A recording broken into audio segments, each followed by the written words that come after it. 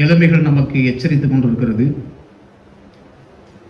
சமீப காலங்களில் நம்முடைய ஆராய்ச்சியாளர்கள், விஞ்ஞானிகள் தேசத்தை எச்சரிப்பாய் கொடுத்துக் கொண்டிருக்கக்கூடிய ஒரு விஷயம் வெப்பமயமாகுதல். இன்னைக்கு எத்தனை பேர் அதை கவனிச்சுட்டு இருக்கீங்கன்னு எனக்கு தெரியல. இப்போ மே மாச வெயிலை போல அடிச்சுக்கிட்டு இருக்கு. 10 மணிக்கு மேலே வெயில் போகிறது ரொம்ப உச்சகட்டமான ஒரு வெயிலை பார்க்கக்கூடிய ஒரு நிலைமை நாம் அனுபவித்துக் கொண்டிருக்கக்கூடிய நிலை. பருவகால நிகழ்வுகள் முழுவதும் இப்போது அதிரடியான மாற்றங்களை நோக்கி நகர்ந்து கொண்டிருக்கிறது. ஸோ நாம் நம்முடைய வாழ்க்கை பிரயாணம் ஒரு காலகட்டத்தை நோக்கி பிரயாணித்துக் கொண்டிருக்கிறது என்பதற்கு இவைகள் எல்லாம் சான்றுகளாக இருக்கிறது. பரிசேயர்கள் சதுசேயர்கள் கூடியிருக்கும் பொழுது காலத்தையும் அதனுடைய தோற்றத்தின் நிகழ்வுகளையும் நாம் நிதானிக்க வேண்டும் என்று இயேசு கிறிஸ்து நமக்கு அவர்களுக்கு கற்றுக் கொடுத்தது போல நமக்கு கற்றுத் தருகிறார். பாருங்க, சூரியன் கூட ஆண்டவர் பயன்படுத்தக்கூடிய ஒரு உபகரணம். நான் இந்த செய்திக்கு போறதுக்கு முன்னாடி ஒரு சின்ன ஆலோசனை பண்ணி கொடுத்துட்டு நம்ம சபை மக்களாக கொடுத்துட்டு அவங்களுடைய கைகள் நான் கொடுக்க போறேன். வெளிப்படுத்தின விசேஷம் 16ஆம் அதிகாரம் 8-9 வசனத்தை வாசியுங்கள்.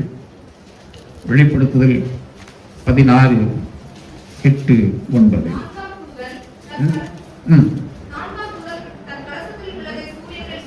ஊற்றினான்,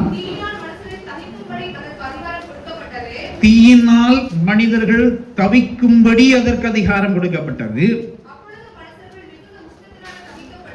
அப்பொழுது மனுஷர்கள் மிகுந்த உஷ்ணத்தினால் கஷ்டப்பட்டு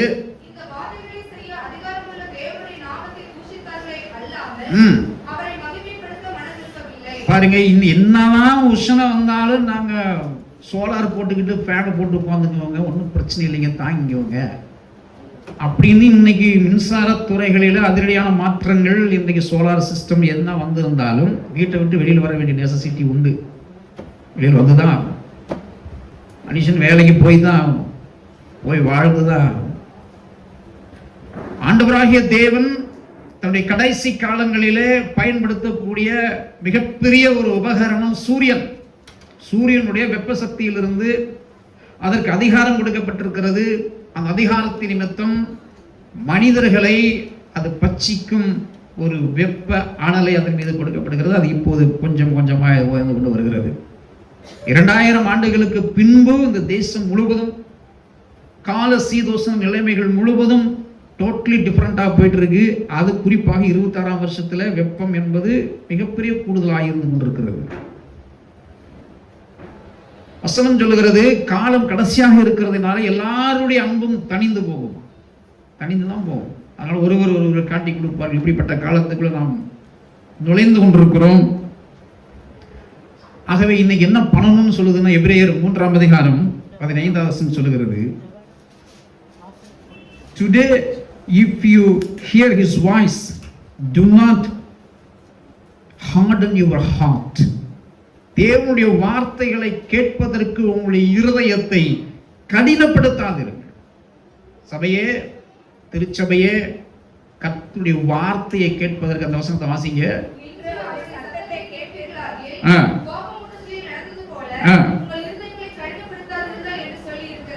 உங்களுடைய இருதயங்களை கடினப்படுத்தாதிருங்கள். நீங்கள் கர்த்தருடைய வார்த்தைகளை கேட்பதற்கென்றே இந்த நாளில் நாம் அழைக்கப்பட்டிருக்கிறோம். இயேசுவை போல வாழ்கிறதற்கென்றும் நாம் வாழ்றதெல்லாம் எதுக்காக வாழ்ந்துட்டு இருக்கோம் உங்களுக்கு தெரியுமா? நம்ம எதுக்கு வாழ்றோம்? 3 நேரம் சாப்பிட்றோம், வாழ்றோம், வேலைக்கு போறோம், வரோம். இந்த லைஃப் எதுக்கு வாழ்றோம்னு சொல்ல முடியும்? உங்களுக்கு பதில் இருக்கா? எதுக்கு வாழ்ந்துட்டு இருக்கிறோங்கிறத குறித்து பவுல் ரோமாபுரிய பட்டணத்துக்கு எழுதும் போது ஒரு வசனத்தை சொல்லுகிறார். ரோமர் 6ஆம் அதிகாரம் 10வது வசனத்திலிருந்து 12வது வசனத்தை எடுத்து வாசித்து பாருங்கள். அதுல சொல்லுகிறது,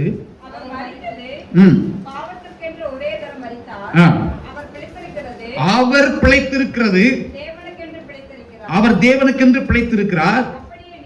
அப்படியே நீங்களும் பாவத்திற்கு மரித்தவர்களாகவும்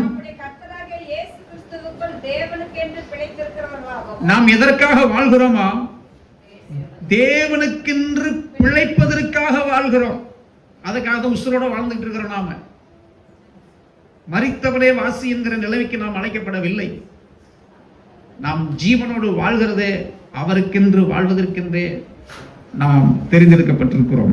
பாவத்திற்கு மரித்தவர்களாய், திரும்பும் பாவம் நம்முடைய வாழ்வில் ஆளாதபடிக்கு பார்த்துக் கொள்கிறவர்களாய், நம்முடைய வாழ்க்கை முழுவதும் இயேசுவுக்காய் வாழ்கிற வாழ்க்கையாய் வாழ்வதற்கென்றே நாம் பிரிக்கப்பட்டிருக்கிறோம்.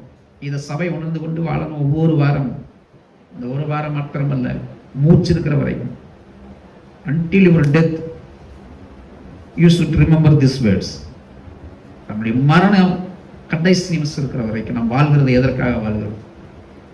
அவருக்கென்று நாம் வாழ்கிறோம். அந்த வாழ்க்கையில எந்த ஒரு காம்ப்ரமைஸ் இல்லாம எதற்காக வாழ்கிறோம் என்கிற தேவனை புரிந்து கொண்டு வாழ்கிறோம் என்கிற புரிதலை கொண்டு அந்த வசனம் முடிகிறது, கீழ்ப்படுகிற அடிமைகளாய் வாழ வேணும்.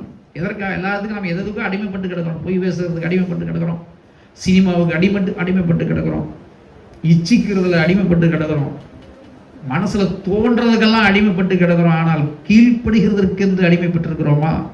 அந்த கீழ்ப்படுகிற அடிமைதான் நம்மை ஒழுக்கத்திற்கு நேராய் மாற்றும். நம்முடைய பேச்சு சுத்தமா இருக்கும், நம்முடைய செயல் சுத்தமா இருக்கும், நம்முடைய எண்ணங்கள் சுத்தமா இருக்கும், நம்முடைய முகம் பிரகாசிக்கும், நாம் செய்வதெல்லாம் வாய்க்கும். அதையெல்லாம் எதை வச்சு அடிப்படையாக இருக்குதுன்னா, நாம் கீழ்ப்படுகிறதை வைத்துத்தான் அது நம்முடைய வாழ்வில பிரகாசிப்புகிறதா இருக்கும்.